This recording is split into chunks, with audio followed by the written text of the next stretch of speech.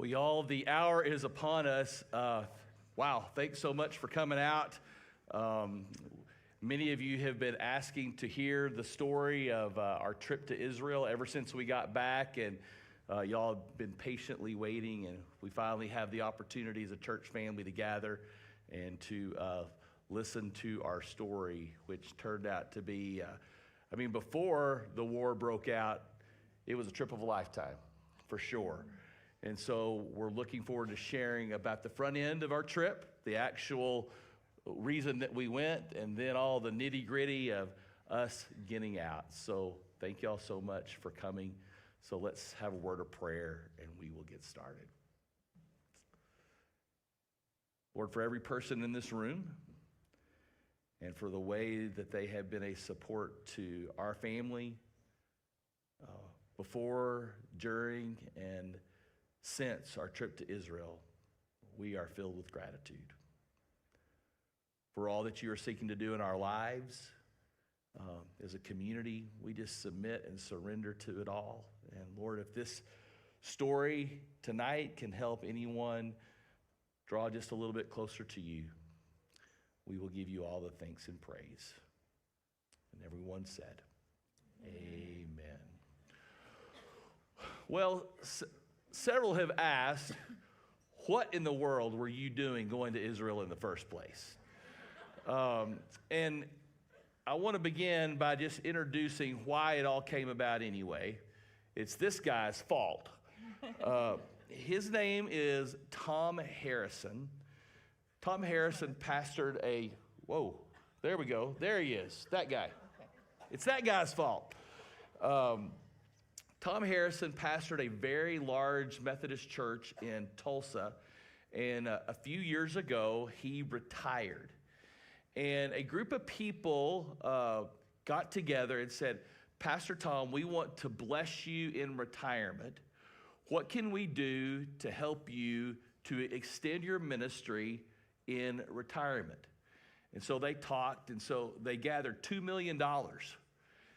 And they said, here, use this to help pastors grow in their ministry, and to, during that year, he calls them cohorts. This year, they're group learning cohorts that we meet together for 9 months.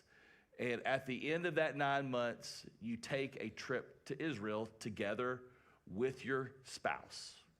Remarkable, right? And all of it, very little cost to us relative to what it costs to actually go on the trip. It's a beautiful, beautiful thing. Here is the group, the pastor group, on the Temple Mount. There we are. Half of those were in cohort number 1, and the other half were in cohort number 2. And Tom in the blue shirt and in the white shirt, golly. Stephanie, yeah. Stephanie were the leaders, and just delightful, delightful people. This is actually a picture of Tom. Tom's daughter lives in Midland, and that's one of the reasons that we got connected, and he invited me to be a part of this group. And Tom came to visit us a couple of weeks after we got back from Israel, and this is in the parking lot of Jack and Jill Donuts, after he just challenged Sadie to a race, which Sadie soon made quick work of him and, of course, defeated him in the race. But that's just, especially that picture there, just goes to show how close we have become to Tom. We love this guy, and he loves us, and he loves our kids. I told him at the beginning of the cohort, Tom, I'm not going to Israel. I can't do that. I can't leave Elena for 2 weeks at home by herself with the twins. Some of y'all know the story of our twins and the challenges that they have. And I wasn't going to leave her. And so as time got closer and closer, they had already taken a trip, by the way, last year. So October the 8th happened. Then in June, they took a trip. So I'm like, okay, we're in the clear. No problem. Right? And so I said, I want to be in your cohort, but I'm not going to Israel. And so in February, he called me and said, so Steve, are you going to Israel? I said, Tom, I already told you, I'm not going to Israel. And he said, I was afraid you were going to say that, but I've got a plan. What if you bring the twins with you? That's what I said. No.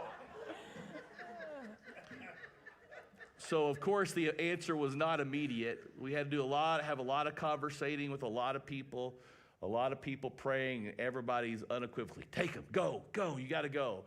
And Elena was, go ahead. So nervous. I was just like, this is terrible idea. It's a terrible idea. This is a trip for adults.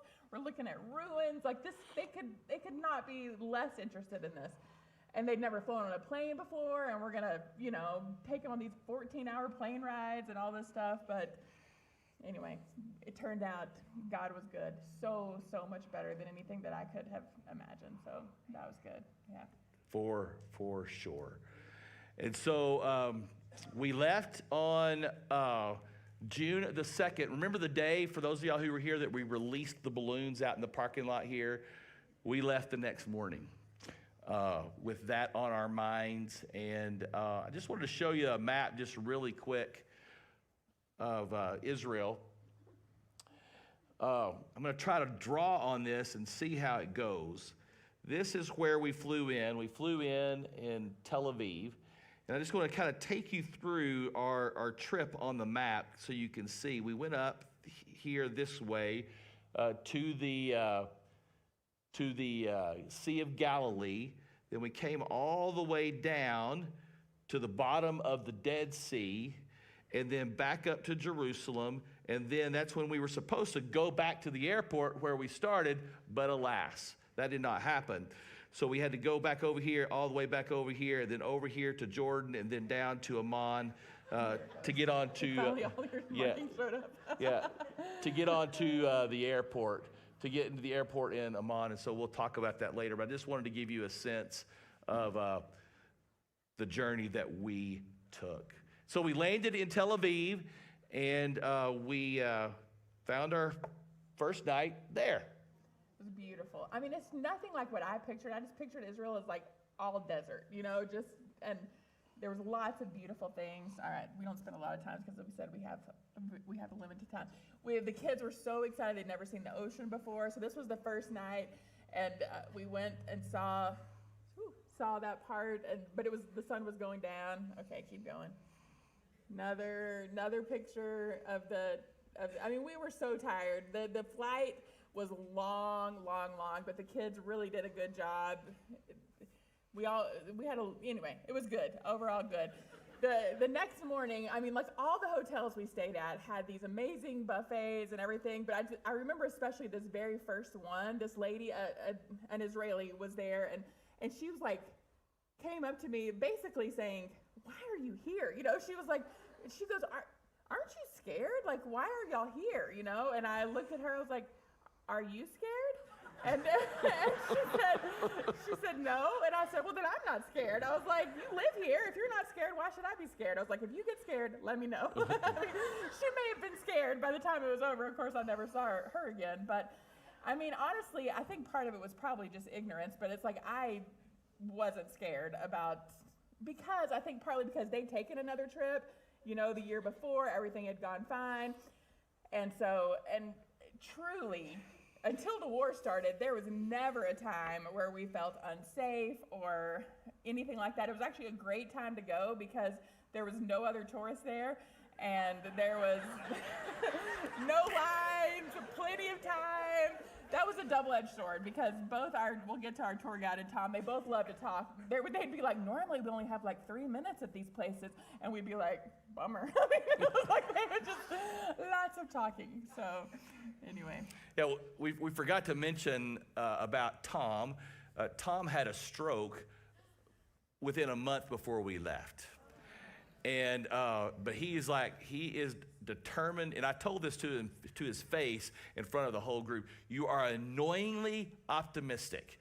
So think of the most optimistic person in our church and ramp it up about 10 degrees. Mm-hmm. He is crazily optimistic.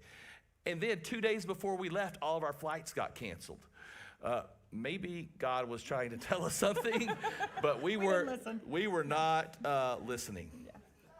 So easily one of the best parts of our trip was Yoav. This was our tour guide, and he's an Israeli Jewish guy, amazing, amazing guy. He loved the twins and was so, so good with them. Everyone loved him. He had so much knowledge about everything. From the very first, Sadie started calling him Olaf. And if you've ever seen Frozen, it's like the little snowman because Yoav, Olaf, and she wasn't doing it to be funny. She thought that's how her brain, she was like, Olaf, and he goes, yes, Elsa, and just went with it. And so then she still thinks his name is Yolaf. I mean, because that's what we all started calling him was Yolaf. And so keep going, what's our next slide? So, I mean, that is just like so typical. So he's leading our group, and the twins are always right up there with him. I mean, Steve and I are like farther back. I mean, all the people in our group were amazing. They'd be like, okay, because sometimes, I mean, there was about 40 people in our group. And so if they're way there and it was just harder for us because they would jump off the bus and they're little, and they like get up there to the front with him. And we're polite and not going to push our way through to keep up with them. But everyone else kept an eye on them. We'd be like, looking to see if they're up there, and they'd turn around and be like, they're up here. It was like a group effort that everyone kept up with them all the time. And it was really, really amazing. So this was like our very first day, and he used them. Like, he'd never done a tour with children before, and he was like, how can I involve them? How can I? And so he would use them as props whenever he could. And so this was them, like, they were supposed to be Israel, and he was like, put your leg up, hold your hand up, and he's like, Jerusalem is the belly button, and then this is the shoreline, and he's just so good with them, so. Yeah, so we are at Caesarea Maritima, or Caesarea by the Sea. It's one of the places that Herod built, and you remember Pastor Kurt. And man, I really miss Pastor Kurt not being here with us tonight. Y'all continue to keep Pastor Kurt in your prayers for sure. I really, really wish he was here. Pastor Kurt talks about how do you make points with the emperor? You name the town you build after him, and that is certainly what Herod had done here. So this is the part that just like blew my mind. There was so much old stuff. I mean, this was, what did we say this was called? Amphitheater, because it was like, is it hippodrome? Is it blah, blah? Anyway, this amphitheater is thousands of years old that has been excavated, and they're having a concert. Like, they're setting up there. There's like a concert that they're going to have there later that night. It's just unfathomable to us who don't have anything here that's thousands of years old, and if we do, it's in a museum, but there's just so many old things, and it's like they just use them, There was a lady running up and down the steps for exercise while we were there. So there you go.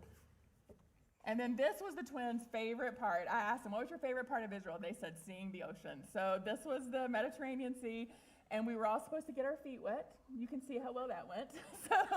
And honestly, our friend of ours, a pastor, jumped in first, whole body. So I was like, well, it's a lost cause. So they jumped in, and they had a great time. I think there was a photographer on our trip, and so he took family pictures, and so and the background there is wait, no, that's not Herod's palace. No, never mind. I don't know what that is in the background. This is Herod's palace. Yeah, that's the ruins of it. So, and this was, every place you went. I mean, it is a little bit of information overload because there's like so many things, but it is just crazy to think about. This is Herod that you read about in the Bible, and this was the ruins. This was crazy to me because they just discovered this 3 years ago. It's like there's so much stuff that they're still excavating, still exploring, but this was the prison where Paul stayed before he was shipped across the sea at one time. And so it's just like, I mean, it's just, everything just blew my mind like that. So here is Yolaf using the kids as a prop again. We are at Megiddo, Armageddon, the place, dun dun dun. Armageddon is like one of that area. Megiddo, the city, is been one of those places that has been built upon and built upon and built upon and built upon more than any place else in the world. And that's what he's trying to demonstrate with the kids is the different layers, and that when they excavate, they have to excavate layer by layer. And just the amount that gets built up over the course of 2,000 years, right, of Christian history, it is simply remarkable. Simon and Sadie are sitting on horse troughs there that are 6,000 years old. It's just like, it is completely mind-blowing that they've been out there all this time, and you can still tell what they were used for.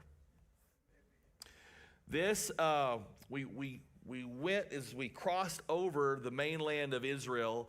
That's when we stopped at Megiddo the day before. So this is the first morning after we had spent the night at Magdala, which is on the west side of the Sea of Galilee. If you know your scriptures, you're going to know that the west side back in Jesus' day was the Jewish side. When Jesus goes across on the other side, the east side, that is Gentile territory. And so just the view from up here, they called it the peaceful overlook. The peace overlook. The peace overlook. It was remarkable. But we walk up, and the first thing that Simon says is, look, there's a pig. And it's like, yeah, of course, there's pigs on the east side, right? And you almost wonder, was there somebody back in the back, like letting a pig go or whatever? But I was completely blown away. So we had Simon recreate this moment. Because this is where Jesus put the demons, cast the demons into the pigs, yeah, and they ran that. into the sea and yeah, all and then that. also at this place, Simon found this unspent bullet at this place. This later becomes a deal, but anyway, so Yoav, our tour guide, every Israeli has to spend time in the military, and so they know about all this stuff. So he looked at it and he was like, no, that's safe. He can keep it. So, I mean, he loved this bullet. I mean, and it was cool. I mean, for a little boy, you can see why that'd be cool. But as many times, and I'll get to this later, as we packed and unpacked our suitcase, you would have thought I would come across that bullet again. But it did show up again. When we got to Jordan, our suitcases had to be x-rayed as they were going into the hotel. into the hotel, and they stopped us like, we had a problem with your suitcase. And we were like, what? And then they show us the x-ray, and there's a big old bullet in there. And I was like, Simon's bullet. And we were so tired of that time. And he was devastated. I love that bullet, And I was like, we'll pick it up tomorrow before we leave. I'm like, we're not going to fly home with that bullet. That'll be a problem. But anyway, so we have a picture of the bullet. There you go. Yes. All right, let's see where we're at. All right, here we are. So this was one of my favorite days. What was this place? Ketzarim? Yeah, Ketzarim. Ketzarim. So this was an excavated, the whole village was an excavated village, and it was about from 6 AD, right? Isn't that what we said? No, about 400 AD. What? Sorry. Old. No, it was after Jesus' death, wasn't it? Yeah, AD, 400 AD. AD. Okay. AD. Anyway, very cool because it had a synagogue. We were about to, so we all dress up. They give us our little costumes. You put them on, and we were going into the house that an excavated house that was there. And I mean, it just helps you see how people could have lived.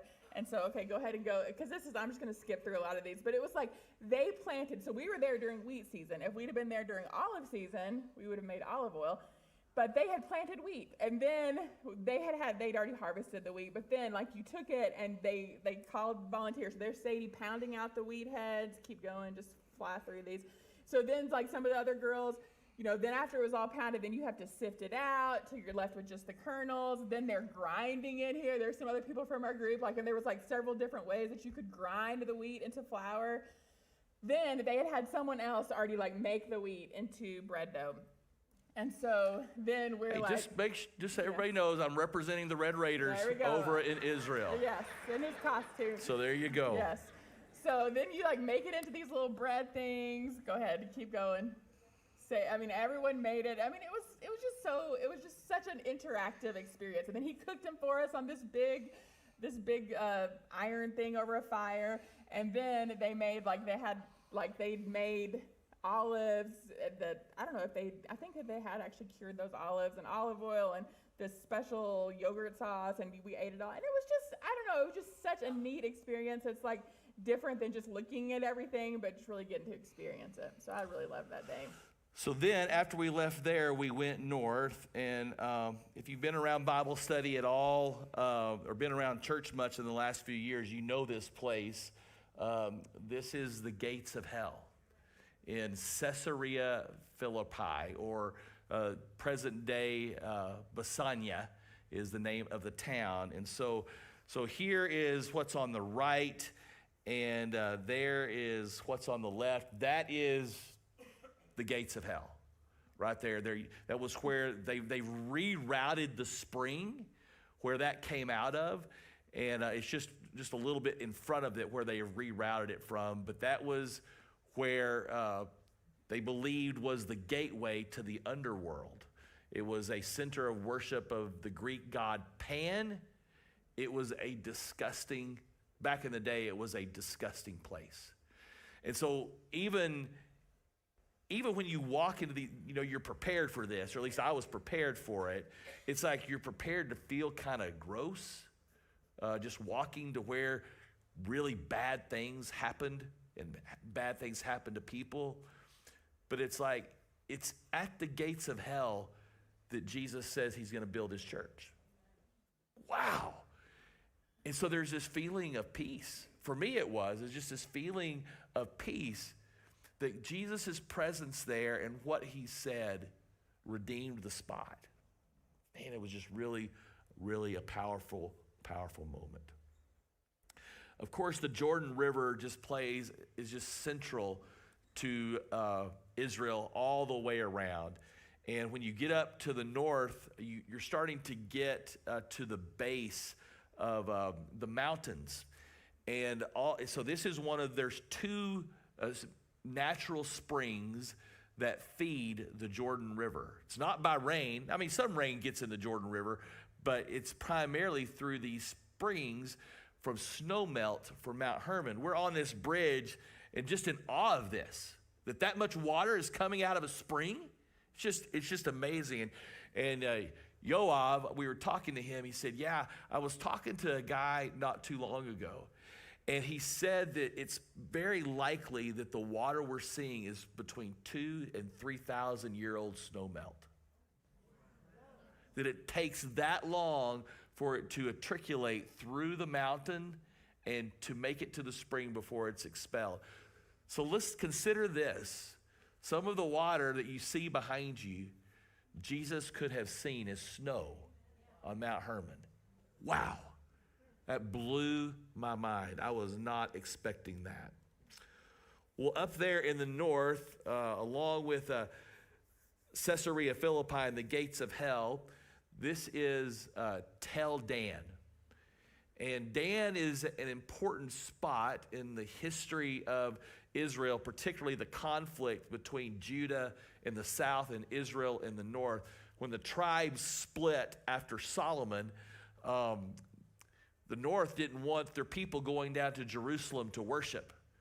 So instead, they built these two high places where they put, you know what? Do you remember? Golden calves. Ooh.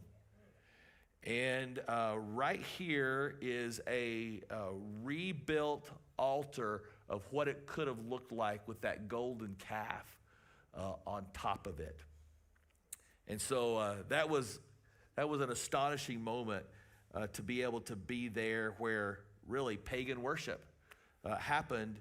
And here is kind of on the other side. We're kind of overlooking that altar. And you can see the fence at the top of that. You really weren't supposed to climb over it, but alas, I had a guy that became our friend from Oklahoma, and he did crazy things, so I just followed him. And about 50 feet over that fence was Lebanon. That's how far north we were. Now, we didn't go to Lebanon because we were very fortunate to be able to go there. The year before, they could not go there because Hezbollah and Israel were fighting. Well, they had gotten through all that, so there was peace up there, and so we were able to go, and I was really grateful. So this is our boat that we took on the Sea of Galilee, and it's supposed to be like a recreation of a boat that Jesus might have been on. It was just a neat experience. This is a picture of us with Pastor Tom. We did, they threw the net out. We don't have a picture of that, but they just tried to make it like this neat thing to be out on the water, and it was really pretty and fun. Okay, and then this is Capernaum. It doesn't look like Capernaum, but so the town of Jesus. Go ahead, go to the next slide. This was, it's ruins, but they said that this is like one of those houses, this would just be the base of it, was Peter's mother-in-law's house. So that's kind of cool. Yeah, okay. Yeah, so this is back at Magdala. Always sounds like McDonald's, doesn't it? Yeah. It's Magdala. Where we were staying, it's run by the Catholic Church. And they've got this beautiful chapel. Has anybody ever been to this chapel? Yeah. It blew me away. So you can't really see it here, but when you sit down in the pews and you look out, the Sea of Galilee is out the window, and it looks like that boat is actually on the Sea of Galilee. I mean, it's very, very beautifully thought out. Told Elena that we need to share the most impactful moment of the trip. And so we're both going to do that. But certainly, this is mine. A guy by the name of Father Kelly is one of the priests at the retreat center there that we stayed at. And this is the main chapel, and they have 4 other smaller chapels that have these beautiful mosaics on the wall. And so he brings us into this one, and it is a mosaic of the disciples and Jesus walking on the water. And you can't see Peter because me and Simon are covering him up. But he had us go up there, and he was talking about being a father and the challenges of being a father, and how sometimes you feel like that the challenges makes you feel like you're just kind of sinking. And so he invited me to put my hand onto Peter's hand and onto Jesus' hand. And then he invited Simon to come up and to put his hand on mine. And here's a little bit of a closer image of that. And just talk about how as sons, sometimes our sons have to help their dads along. And we've already talked about how we were worried and scared about what it was going to be like having the twins on this trip. And y'all have heard me talk about this before, that Simon and Sadie, they're not in here, are they? I didn't think they were. I think they're playing. Man, it's been tough. I'm going to be 63 years old when they graduate from high school. And they have challenged me in ways, us both, that I would have never dreamed. And so this is a moment that I will never forget. And it's a moment that I hope, I got a canvas of this made, and I put it right by my bedside. And I hope that Simon sees it every day and can trust more and more our love for him, because he really, really struggles as an adopted kid to believe and trust our love. And so it was just I'm like, did somebody talk to Father Kelly? That's kind of how I felt. But it was a powerful moment. So I think this was the next day. This is the outside of a Crusaders fortress. And again, just everything is so old. And we're just walking through it. Go ahead and go to the next one. This is a loophole. So they had these all built around the edge. And so archers would get inside of there and shoot their arrows out there, at the people that are coming. And if you happen to get your arrow in, then you had found the loophole. And that's where that expression comes from. And so I just thought that was kind of neat. And there was loopholes. We saw them all over the place after that. This was down in a cistern. We actually watched a video in there that talked about this fortress. And I don't want to get into all the history of that, but we don't have time. Keep going.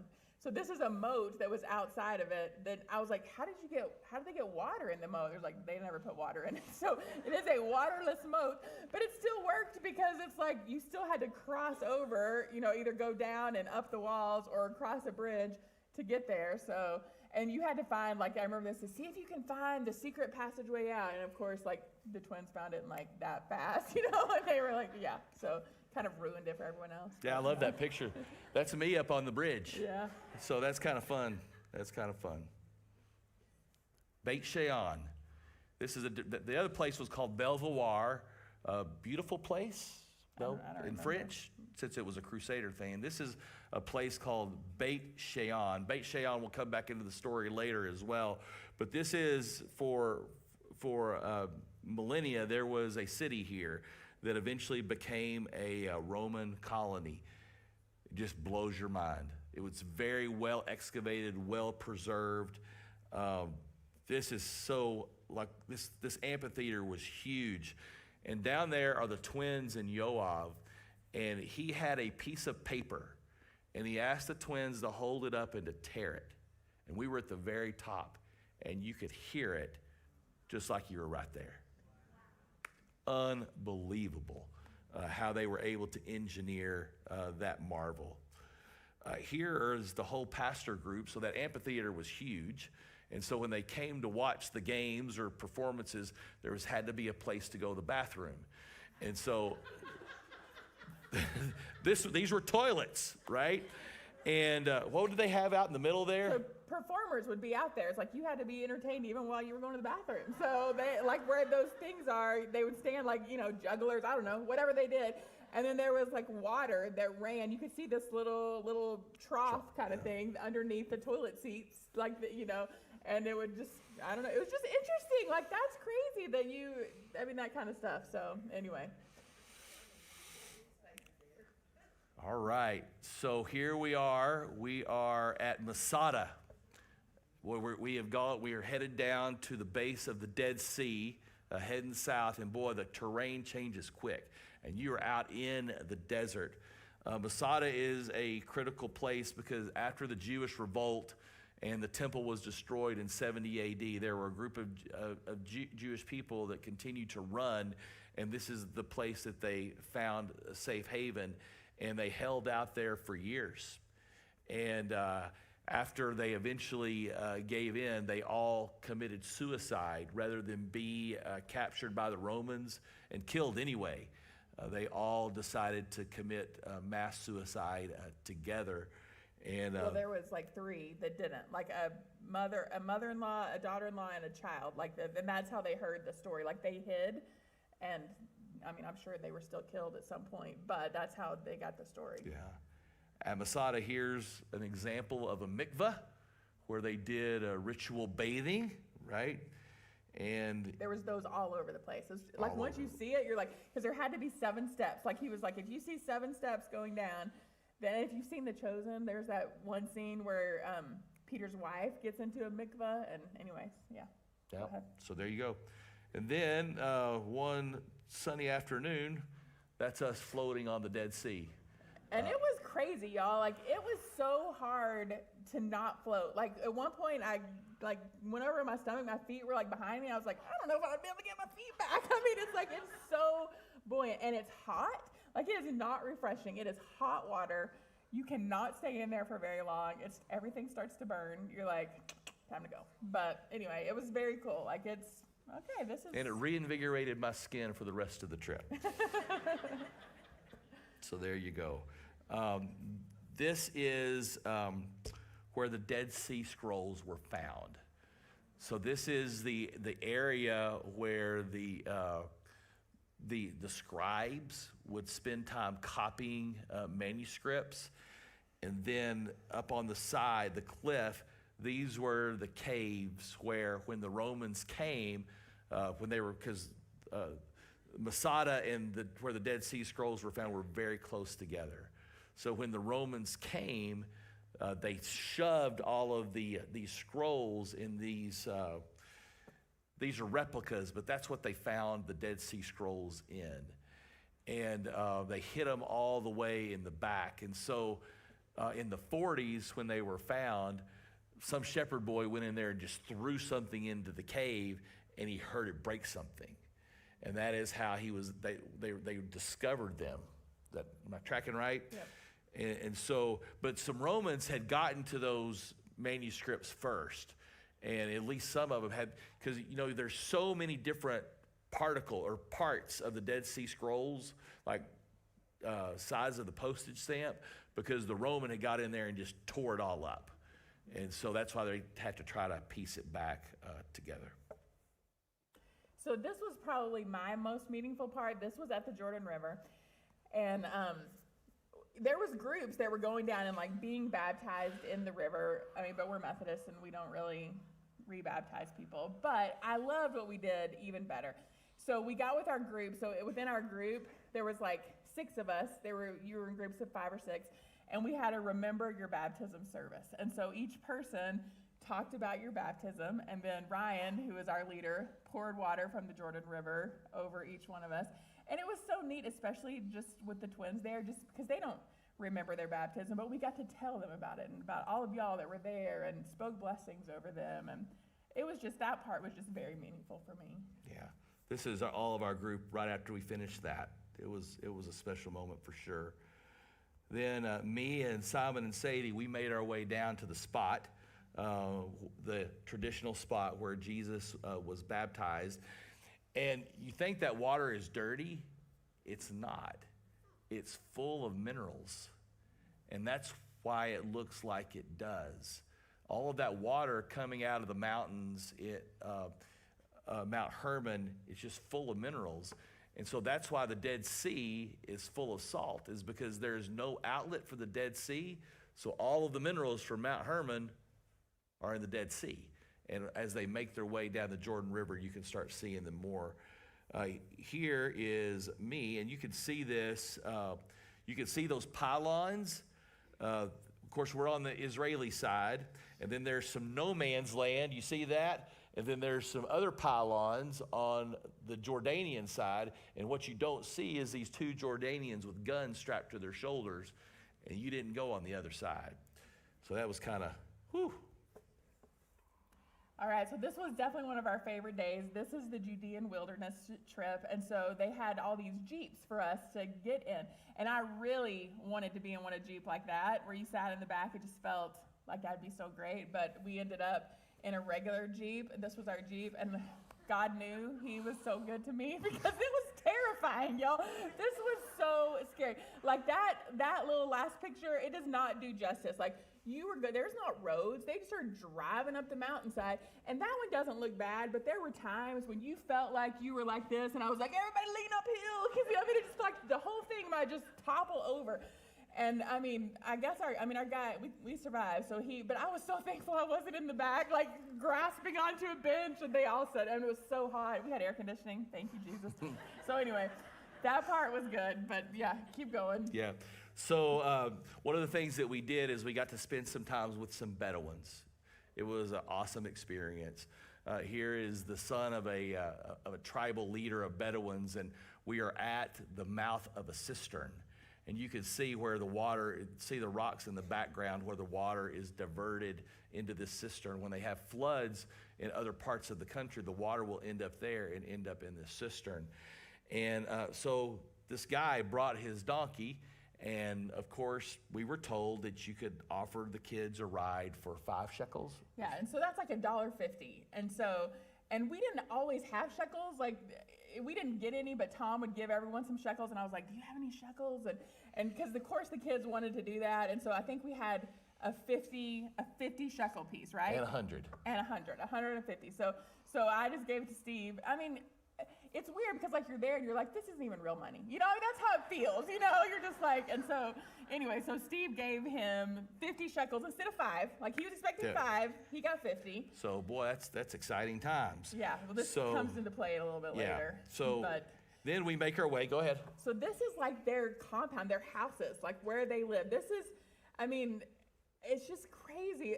I don't know, it's just interesting. So, okay, keep going. So then we all went into their house. This is like the tribal chief's house, and he was actually gone. Usually he's there, but he had a doctor's appointment. I mean, isn't that crazy? I mean, they live like this, and he's going to an eye doctor appointment. So, but like you come in, and they give you, it is so hot, y'all. It is, you're in the desert. Like you can feel the sweat just like dripping down your body. And they give you, there's like this very specific ritual that they do when visitors come, and you get 3 cups of coffee, nasty coffee, hot coffee, and it's 100 degrees. And so, but you like drink this coffee. Of course, Steve doesn't drink his, but anyway, but it's like, it's all part of their ritual of like, and each cup meant something. And it was like, if you showed up and you were their enemy, they would still receive you, but they would give you a very full cup of coffee, and that basically means you've extended your stay here. You know, like this is it. You drink your cup, and then you were expected to leave, you know, like, but the 3 cups, it was like, and if you came and there were people chasing you, they would protect you because you were under their roof. And so this is all part of it, like we were all in there. Yeah, okay, keep going through this. All right, back to our friend, Yeah. the son of the Bedouin. So when we leave the house, after I'd already given him the 50 shekels, he sticks out his hand. He's like, this guy's easy. And so he's like, golly, you just want to, you want to be good to people. I mean, look how they were living, you know? I mean, and so yeah. so all I had was that 100 shekels. So I gave it to him, and while he had it on his hand, and I said, because his brother was up on the hill, I said, you share this with your brother. And he shook his head yes, and he shook my nipple.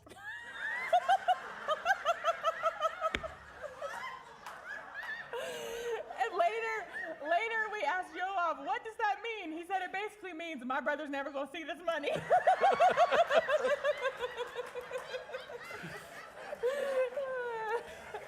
So in the Judean wilderness, I felt violated.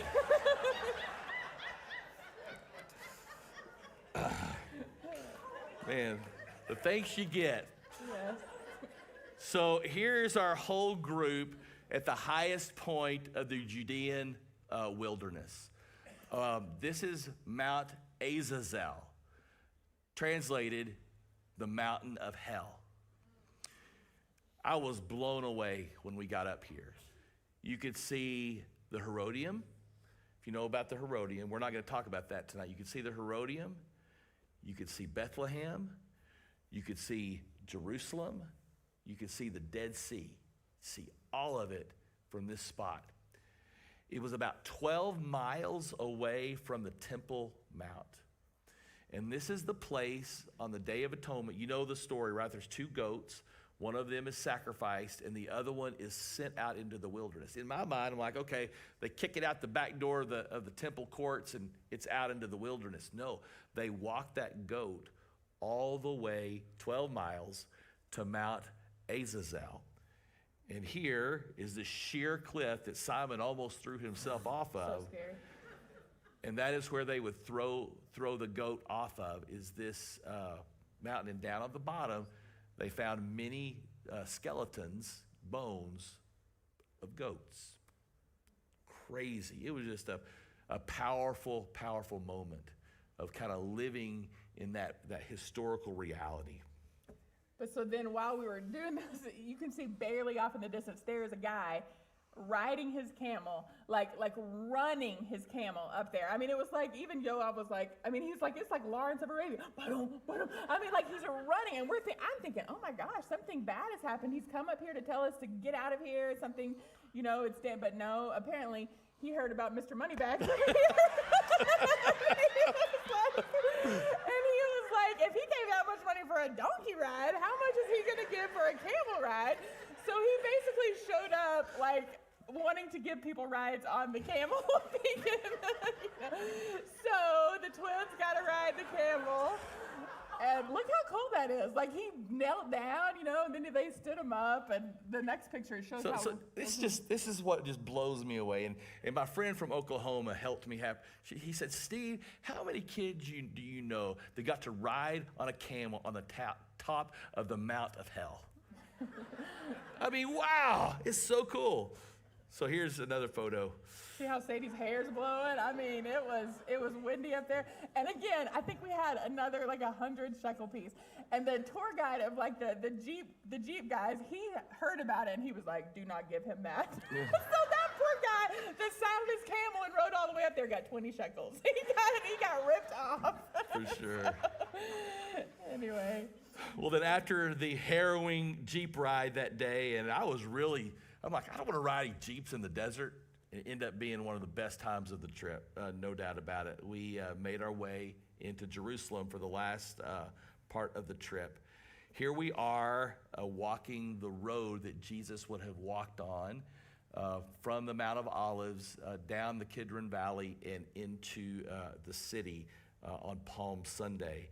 And you can see it better there. You can see the Dome of the Rock in gold there, and that's where the temple would have been. And so they would have been able to see the temple as they walked into town. This is the Mount of Olives.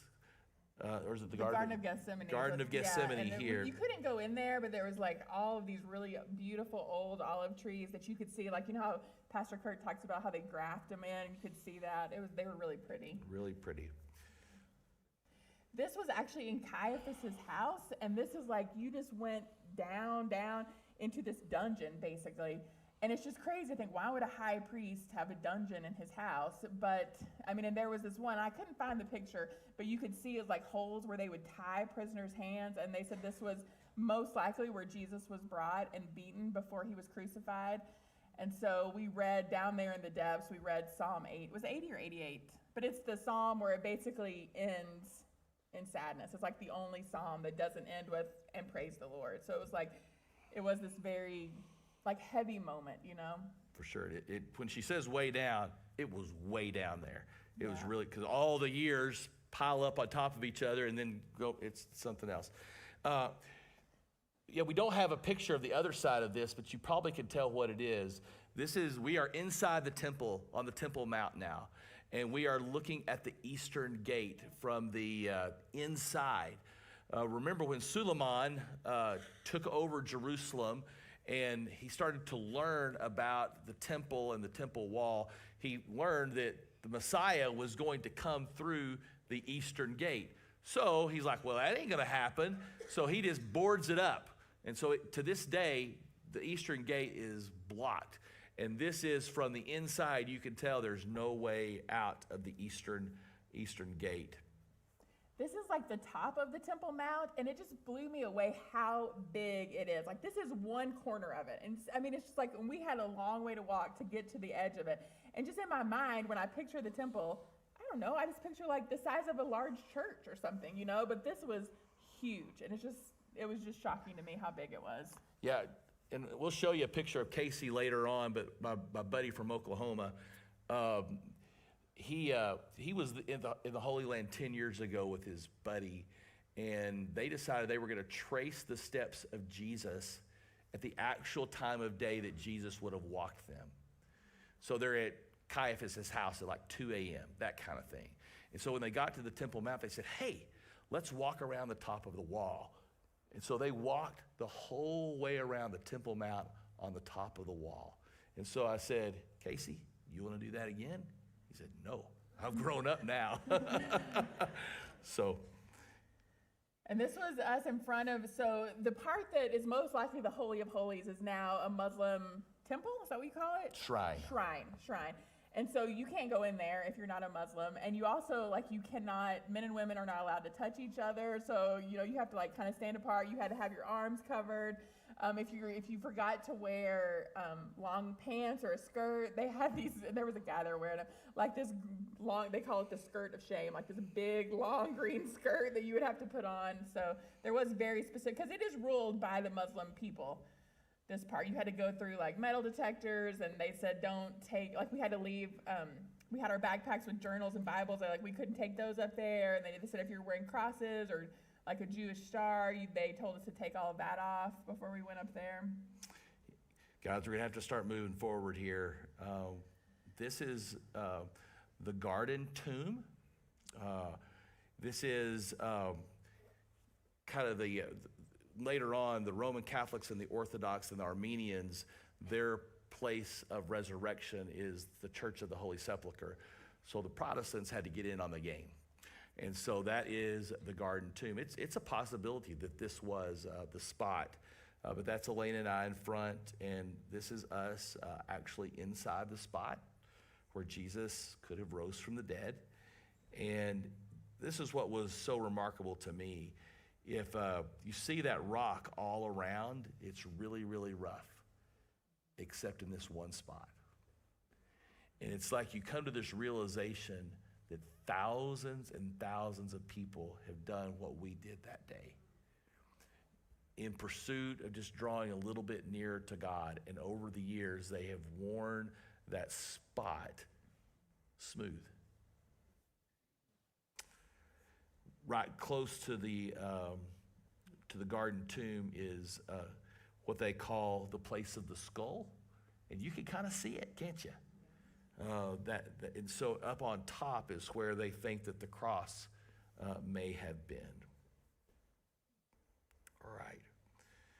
And honestly, this was much more meaningful to me than the Church of the Holy Sepulchre, because it was just more, you had more time. We had a worship service there, and it just felt more, I don't know, you just felt, in a minute, we'll get to the Church of the Holy Sepulchre, where also Jesus could have, like the spot where Jesus could have been crucified. And it just doesn't feel, this is it. Like, Yeah. it just doesn't feel, it feels very touristy, I guess, and beautiful. Like, they built this beautiful Catholic church over it. Go ahead. Yeah. And when you go in, you see this big mural that kind of talks about the three main spots. And this was the most crowded place that we went. Like, there was For a lot sure. of people here, and you did feel kind of rushed. So this is on the far, so this is kind of on the outside, on the far right. This is what they call Golgotha. And when you go inside there, there's a hole in the ground, and that's where they say that the cross was actually. Like, under that table. Like, Under you had that to crawl table. under that table and look down in the hole and say that's where the cross was. Like, they built this. And this is the stone or the slab where they say that they prepared Jesus' body for burial. And then this is the inner rotunda, where underneath in this spot is where where Jesus rose from the dead. And here we are in the spot taking a selfie, right? And there was like a priest there that was like, I don't know, he was like, you know, cover your arms, and I don't know, it felt, I don't know, kind of weird. But it was it was hard because there was construction and jackhammering going on. So it was hard, but it was also like with the other spot. I mean, this is the most important spot in Christian history, right here, where Jesus rose from the dead. Without that, none of this matters, right? So this was what should have been our last night. And so this was a room in the hotel where they would let us meet. And we were having our team meeting. And so good. Like, everyone just talked about what their favorite part was, or most meaningful part. And the part that was so great for me, because I was seriously so worried about the twins, and mostly about how they would affect other people. Like, I did not want to ruin anybody else's trip, you know? Like, and so it was, so many people just said how wonderful it was to have them and how meaningful it was. And there was this one guy, he was like, God, when Tom told me there was going to be kids on this trip, I was like, oh, I intentionally take adults only trips, you know? He was like, I did not want, he was one of the ones that was like, it was so good for me. Like, we need to have more kids. And it felt really good for me to hear that. And the twins didn't come to this, 'cause I knew it was going to be a long meeting. And so we let them stay up in our room, because the hotel was very safe, and there wasn't very many people there anyway. But usually when we did that, like, they would be FaceTiming me 1,500 times, you know, and you're like, shh, you know, or whatever. And they hadn't at all. And I was worried. Like, it was like a 2.5-hour long meeting. So I was getting worried, and I was like, you need to go check on them. Like, I'm worried they should be calling us by now and bugging us. So I head out to go check on them, and there's these two guys down there by the elevators, and they're trying to sell me some coins. And I'm like, sir, I've got to go see if my kids are okay. And they go, so, you mean Simon and Sadie? Oh gosh, it was like, yeah, that's it. And it was just like that, but especially then after that, because we stayed there for, I think, 4 days before the war started, and then afterwards, and it was like everybody knew them, and they were so good to them. Like, they would make them special food that they liked, you know. I mean, they were just so nice. And like Marissa's kids wanted, because we told that story of some of, like, the owner, like the head of this food service, like, he walked into the elevator, and Simon and Sadie, apparently, this is one of our meetings, like, jumped down from the ceiling, from the elevator, and scared him half to death. But it's like they would get on the handrail, and then they, like, grabbed hold and climbed up, and I did not know that was happening. So anyways, they did some things. They had some fun there. That's probably why they liked it so much. But they were so good. Like, they were okay with that, you know? They just loved them and let them be kids, So when we were at this meeting, we started getting, some of the team members started getting alerts that their flights had been canceled. And so things had started brewing, but we did not know it. Flights were getting canceled, but we were told by Tom and the people in charge that no worries, we've got a person back in the U.S. that's going to be rebooking the flights. You have nothing to worry about. ha. And this is the first night. Yeah. So This that is- was when the sirens went off, and it was very disorienting. Like, this was the first time. Well, I think the sirens had actually gone off one other time, but we didn't hear them, like earlier in the trip. And so, yeah, it was very much, and you could tell even the locals were like, what's going on, you know? And so we went down, we were on the 5th floor. This was -2. So you had a long way to go to get down to the bomb shelter. And I think it was the second day. I think this is the next one. So we're gonna have to have some sound here, Nate. Are we ready? This was Friday. We were eating Shabbat dinner, and the alarm went off, and so we went down into the bomb shelter again, and this is what we heard.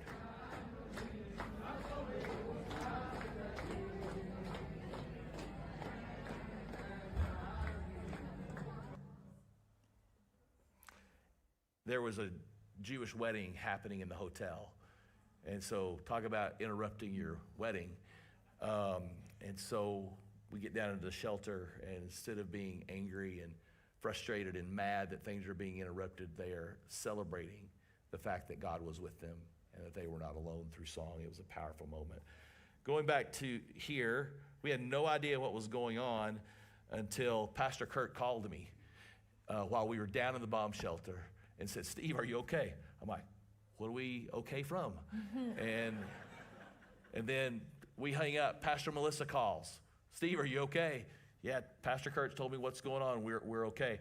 Aaron Black starts texting me, and I'm like, "Oh God, what's happening here?" And so it was really our church family that was the first people to let us know what was actually happening. It's remarkable that we had that ability to communicate with each other in that way, and I'm so grateful for all of you and how you got us in the loop. Here's just some more pictures of the bomb shelter. So I will say, like they said, before we went, I was like doing some research, you know, about taking kids on international trips. It's like, if there's anything special that reminds them of home, take it. Well, they love get their comforters from their beds. And I was like, oh, they love those, but I was so should we take them? But we managed, and I was so thankful. Those comforters made every trip to the bomb shelter with us. They would, and then later when we were sleeping in the airport, even though they took up a lot of room in our suitcases, I was very glad to have them. But yeah, at one point Simon goes, "God, I wish they'd just shoot at us during the day." Every night you were waking up and they did not want to get up. It was like I would try to tell them they would go to bed and be like, "The sirens are going to go off tonight. We have to get up. We have to go down. And please, if you just wouldn't fight us, it would be so nice. It would be so nice." They'd be like, "Okay, if we forget, just remind us." And I was like, we reminded them, but it didn't help. They just did not want to wake up. So we downloaded this app that would tell you, it would give you 15 minutes. It's like the technology's so good. It's like they know when Iran has shot missiles, and it'll tell you have 15 minutes to get to a bomb shelter. And then it would really start to get loud and the sirens go off when you had 90 seconds. So this was a screenshot from someone else's phone so a lot of our time, you can go to the next slide, was spent at this park that was nearby. There was a beautiful park. You can just scroll through all these pictures. One thing I want to say is very early on when the war had started, it was very clear to me that it was easier for me and Elena and the twins to be where we were than to be where y'all are. Yeah. Because y'all are seeing things on the news and we're getting to experience it. The first night out of the shelter, after that first initial shock of what's happening, I walk out in front of the hotel and it is like peace. Because all the businesses closed. Yeah. It was very COVID-like and feeling, then, when everything shut down. And then I get a text from Jody Louder checking on me, checking on us. And it's just like, "Jody, we're good. Everything is peaceful. We're all together. We're all well." And so it was just a neat experience to be able to have that calm in the midst of the crazy. And I wish I could have transferred more of that this way, because I know y'all were very anxious. But yeah, we spent a lot of time hanging out. And there was one, thinking back on it, if it had been 24 hours later when the war started, it would have been really bad for us. I really do see God's hand in it. If we'd have been just 24 hours later, we would have been in Tel Aviv at the airport, and waiting. And then Tel Aviv was much harder hit than Jerusalem was. We were very thankful to be in Jerusalem. Jerusalem was hit But we were safe in our hotel. I mean, there was one time when I was running down the stairs. They actually let us use the elevators towards the end of it, but it stopped at the lobby floor, and then we would take the stairs down to -2. And you could, I mean, I heard like missiles going by, and like if you looked out, you could see it, and that was, that's shocking. I was like, it's like pick up the pace, let's get down there, But it was anti-missiles from Israel that I was seeing, not the ones I think anyway. Missile expert over here. I know exactly what it was. That's what I tell myself.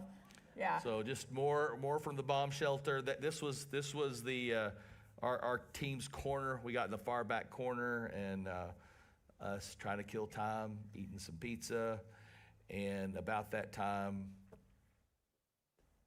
this is y'all. This is y'all canceling Sunday school and leading a prayer service for us. And there's 2 times in our life where we have literally felt carried by the community that we are a part of. The first was when we were in Denver City, and when Joey was born and was diagnosed with cancer when he was 2 days old. Just carried. And the second time was this. I cannot tell you how encouraged that we felt by all the texts, calls, emails, everything. What a powerful thing to come together and to pray for us like y'all did. We are very, very grateful. So this is I don't remember, it was Thursday, Friday, I think Friday night, Thursday night. Thursday night is when the bombs happened, and we finally started leaving on Tuesday morning. We packed and unpacked those suitcases, oh my gosh, like 4 times, because there was maybe more than that. There were so many different plans, and the twins, they have ADHD medication, and we were running out, and I was we're not gonna give it to them until we travel, because it was gonna be hard, And so one day we were told, this is our best chance to leave. We're going to leave about 2. I did not give them their medicine until 2. And then they had a meeting. That fell through, And then we were told, okay, we're going to take what you can carry, leave all your suitcases here. So then you're repacking, saying, what do we absolutely need? And you find out you don't really need that much, You're like, let's just get home, That was the main thing. So this was actually, and so, and we were posting updates and all of that, and then it got weird and got a little bit scary. They had told us, do not tell people, what's going, because we started working with this group. I don't remember if we had the name at that point, but it was the Graybull Rescue Group, and they were gonna just rescue us, and then got bigger, and so okay. I told my kids and my mom, at one point, what our plan was. At that point, the plan was that we were going to get on a cruise ship and sail to Cyprus. And then I think it was literally right after I told the kids, we had a meeting, and this guy was like, do you know that you're in a war zone? You need to act like it, and all this stuff. And I was like, he's talking to me. It was how does he know? But I thought, the biggest worry was that whoever you told was going to tell someone. And I knew that they were going to tell anyone, but they were like, there could be people sitting outside of our hotel tapping into your phones. And I was like, okay, if that was the concern, you should have told me, because I am literally nobody. I am not thinking to myself, I wonder if somebody's tapping into my phone. So anyways, they were very then Graybull called, and our group got accused of leaking information, and they were told, if you tell people, we will not rescue your group. And they were like, this is in the military, this is classified. You don't tell things that's classified unless you want to get killed. They didn't say killed, but that's how it felt. It was stop doing interviews, and Steve had done that interview with the news. Anyway, they were like, we're going dark, it was serious. They were like, we're not telling you anything. You're on a need-to-know basis. We will only tell the leaders, your little 5 groups of leaders, and they will tell you 15 minutes before what the plan is. And so, yeah, I know, it was stressful. That was the stressful part. It was just So the day that we were going to leave, they'd met at 6 in the morning, and then Ryan, our leader, came and knocked on our door and was like, pack your bags. We may have to leave them behind, but pack them. We're all going to leave at 9 o'clock or 9:15. I think it was supposed to be 9 that morning. We're leaving in groups of 4, so we don't draw attention to ourselves, and we're going to walk about a half a mile. And then they were like, and there's going to be buses that you get on, and then someone from this group will get on and tell you what our next step is. You will not know what the plan is, basically. And so at 8:45 or something, the bomb alarm went off, and it never went off that early in the morning. And so then you're like, oh gosh, so we had to go down to the shelter. And I mean, and we were worried because something little had made our last thing fall through, you know? So it was like so many times, it was like, you're gonna leave, no you're not. You're gonna leave, no you're not. And so we had this little WhatsApp that we were communicating with, and they were like, as soon as you get the all clear, go get your stuff, leave in your designated groups, you know? And so that's what we did. And so we walked. And it makes you know, that kind of made you feel like, keep your head down. You never know who's going to be watching you. And then we walk up to this. And there's and this doesn't even do it justice, because there was like 300 people milling about in this parking lot and like 3 or 4 buses. And then it was like, I struck up a conversation with the nice Jewish man, and I didn't know what the plan was. And he goes, would you like to know the plan? I was like, I would love to know the plan. You know what I mean? And it's like, so he told me, he was like, we're going to go on a bus to Jordan. From there, we're going to fly to Cyprus. Then we're going to fly to Florida. After that, you're on your own to get home. And then it's like, you get on the bus, and I hear all these people around us, like on the phone with someone, like, hey, we're on the bus, we're going to Jordan. I'm like, these are your leakers right here. It's like, not me, all right? It wasn't me. So I know we're running out of time, so we want to really move here, but I want you to this is kind of the important part, that started getting hard. This is 1 a.m. Texas time on a Tuesday morning, 9 a.m. Israeli time. And so that's going to come into play when we finally make home. So Tuesday, 1 a.m., and we start making our way on these buses to Jordan. So we're on this bus, and they tell us, listen, you know, if there is a bomb threat, there's no place to stop, you know, like, so we're just going to keep going. You can get on the floor if you want to. It's like, that'll help, you know, I mean, but so we started off that morning at like 9 a.m., and y'all, it's like a 2-hour trip to where we were supposed to cross over in Jordan, and we did, but everything just took so long, and you had to you had to pay an exit fee from Israel. And well, from Jerusalem to Amman, it's actually very close. But in order to protect the dignity of the mission, that was a little bit sarcastic, we went all the way back up to Beit Shean, all the way nearly back up to the Sea of Galilee to cross up there where it was less conspicuous. They're probably smart. They probably knew what they were doing. But this is us crossing the Jordan River there at the northern crossover. That was a long few hours it took us to get across. And those people in Jordan were very, very grumpy. Because all these people, it wasn't just our group of 300 people, but other people were also crossing over, and they were in no hurry and did not care, and were smoking their cigarettes and could care less. And it was literally like you were just packed in like sardines, trying to make your way up to this to pay your visa. And there was this lady that I met on the bus, and she was like, listen, I've lived in Israel for 7 years. You cannot be polite. You cannot be Southern polite here. You know, you have got to get up there, push your way to the front. There was guys up there trying to bribe people, like with $20 to like let them go. I'm like, please. I mean, like, if you're going to bribe, take it from Mr. Moneybags over here. We're going to need more than $20. That's right. But I mean, anyway, we waited forever. And then I think that there was people, like I've heard from talking, like if you had dual citizenship with Israeli and American, they said, do not show your Israeli passports. And some of those people got detained and didn't get to come. And I think we were waiting for them because we waited for a very long time. We were originally supposed to fly out of Jordan that night or that day, but it took so long that we didn't get to Jordan until after dark. And then that's still in the airspace, you know, where the missiles are going. So we had to go to a hotel. We got to a hotel at 11 o'clock at night. Like we'd started at 9. And I mean, we did not stop to use the bathroom. Like at that one stop, you got to use the bathroom. There was some convenience, like vending machines that you got stuff. I mean, there was this lady there. I still remember this, like people there with babies, you know. And she was like, does anyone have any water? And I had like a water bottle that I drank out of, and she used that to make formula for her baby. I mean, because it was a long and hard day, and people were just literally, you're just like, get us through this. And then you got there, and it was in Jordan, and all those Jewish people couldn't eat because the food wasn't kosher. So, I mean, it was still just like, and we got up the next morning at like 5, and then this is at the Jordan airport. I did not take this picture because they said, do not take pictures.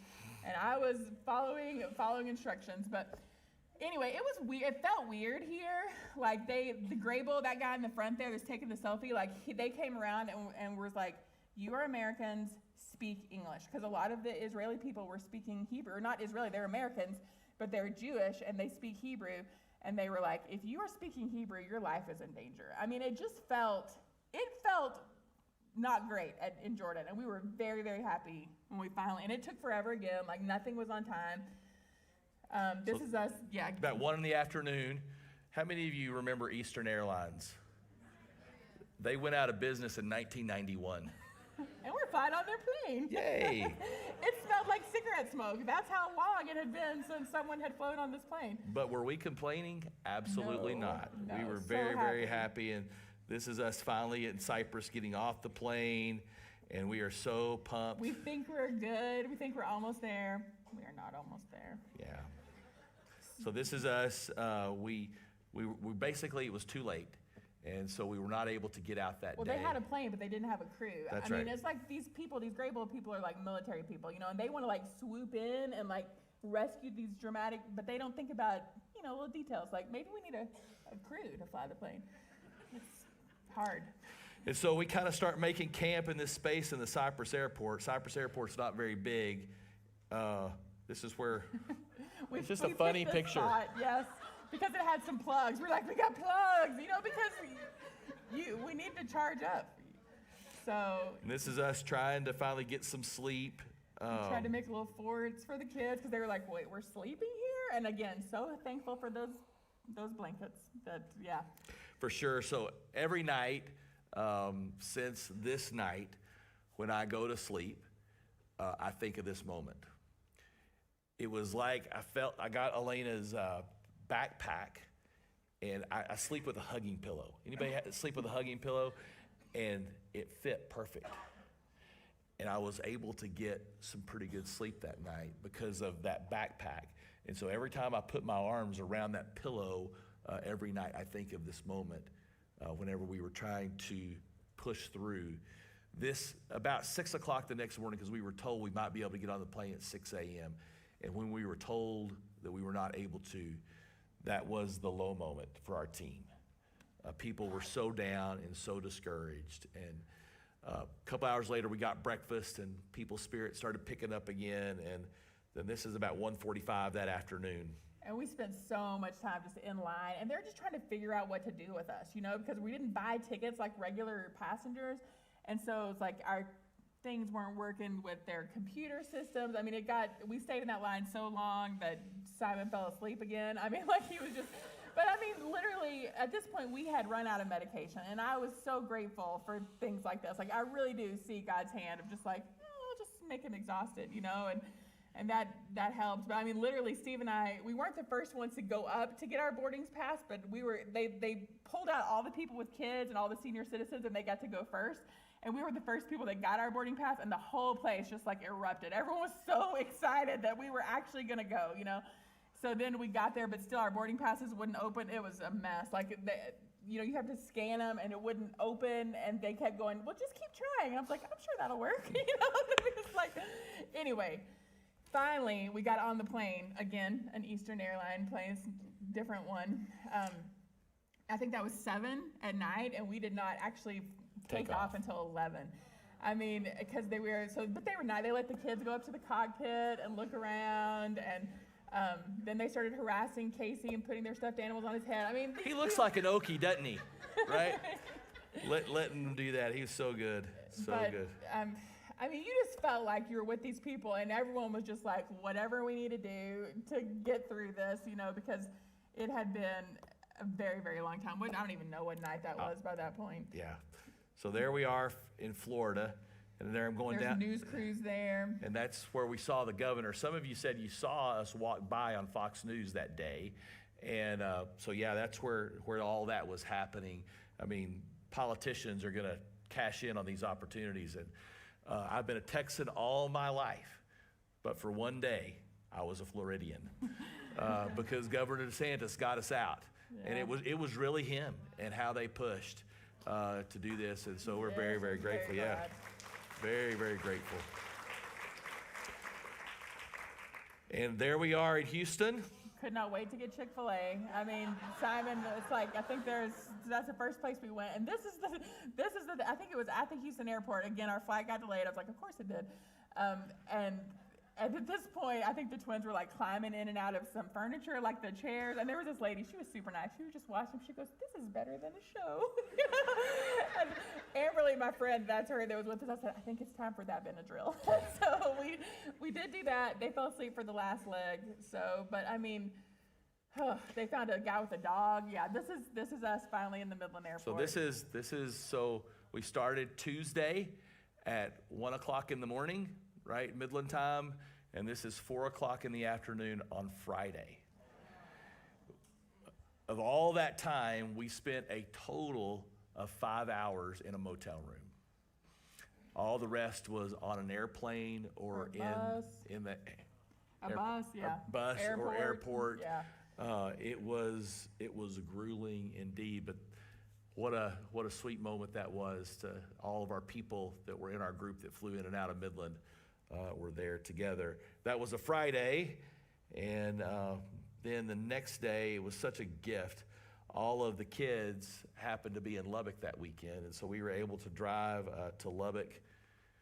Whew. Yeah, That and was see a everybody. sweet, sweet moment to be able to be with the whole family for a couple of hours after this ordeal. And that's our story.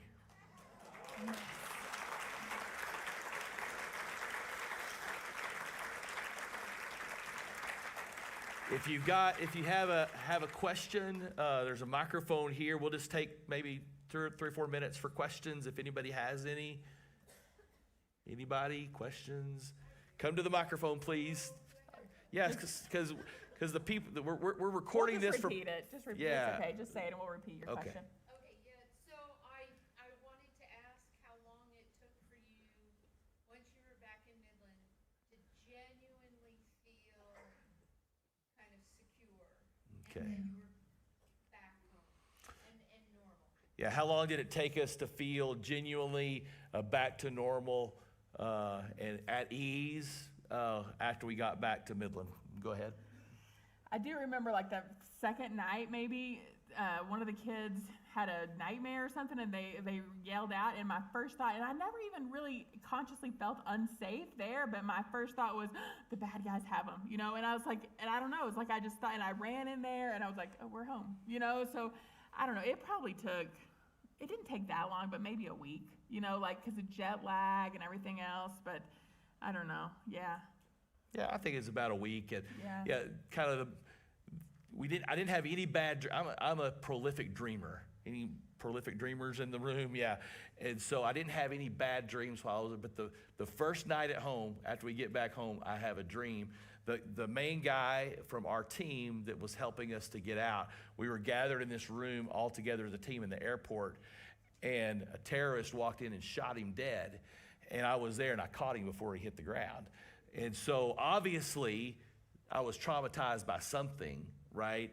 And then about 2 weeks later, I had another dream about us being in an airplane and not being able to get the plane physically out of the gate. But other than that, just about 10 days or so, and we felt back to ourselves. Anybody else? I have another question. All right. So, how did this change your feelings about Israel and what they go through all the time? This is their life, I think, and, I mean, how has that changed your feelings there? I mean, that was definitely very eye-opening. It's like, oh my gosh, like in Israel, every house that's new has to have a bomb shelter built, but if it's an older house, every third house has to have a bomb shelter. And so there were some people they were talking to, it's like they have to go, she has a brand new baby, you know, like every time they'd have to walk 2 houses down to go in the middle of the night with, you know, little kids and go to a bomb shelter. And I was very grateful. Like, you don't realize how lucky you are. I mean, I've never worried. I mean, I grew up in the 80s and scared of the Russians, but I was never seriously worried that I was going to get hit with a bomb or something. And it's like, that's what these people live with, you know? It's like when they say death to Israel and death to America, for us, we're very removed from that. For them, they're right there in the middle of it, where literally these people can be there in a few hours, you know? So I definitely think it just gives you some perspective that I certainly did not have before, and definitely compassion for them. Yes, Fisher? We did get some souvenirs, but not a ton of souvenirs. And actually, those were some of the things we thought we could leave behind if we had to. But like, we got some olive branch candlesticks, and Sadie bought lots of stuffed animals. That's what they wanted to bring home. Some palm crosses, yeah. Dave, I think a lot of people question y'all's judgment on actually going on the trip in the first place. It's pretty turmoil over there. You kind of talk about what your decision-making was on continuing to do it and making the trip. He missed the first part of the talk. Oh, yeah. So, yeah. Well, Yeah, definitely. So the reason that we went is because the person who led the trip, he's led over 1,000 people on trips to the Holy Land. And he had led a trip 12 months earlier. And things had gotten remarkably better over in Israel since they had gone the last time. I'm like, so I think we're probably good. We just didn't know that whenever Trump said, you've got 30 days, he meant 30 days. 60 days. 60 days, yeah. He meant 60 days, and we just happened to be there when that 60 days came to an end. I mean, if it hadn't been for that, it would have been fine. But yeah, I mean, we basically trusted him that he's like, and he's actually already got another trip planned, doesn't he? He's I'm going telling you, back. that guy, he's I mean- relentless. He is relentless. But we're not going on that trip. So thanks for not judging us too harshly, for sure. I mean, since it all turned, I mean, it is like, if we had known that it was gonna end like that, we would not have gone, absolutely not. But since we got home and everything was fine, I'm very grateful for the experience. Yeah. So,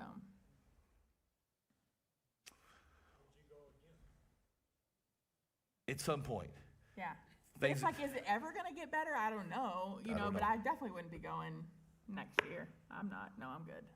So, but, Have you thought about thanking Governor DeSantis? Well, certainly, and one of the neat things that happened through all this, and we'll close after this, is a lot of people have donated money to Gray Bull as a result of this. My uncle, who lives in Georgia, he's in his 80s, and he was just, of course, mesmerized by the whole thing. And so he spent a whole Saturday morning talking to his men's group about what happened, and they gathered up $500, and they sent it to Gray Bull in our honor. And I thought that was really special and sweet. So and then they sent him a pin, and it came back in the mail, and Sadie goes, "Oh, I miss our trip." She saw that. I was like, "Do you remember that?" She goes, "Yeah, those were the guys that were yelling at us to get in line." I'm like, yeah, that's true. So, well, y'all have been wonderful. Again, thank you so much for the prayers. Y'all are a blessing. Y'all have a wonderful night. Grace and peace. Good job, man.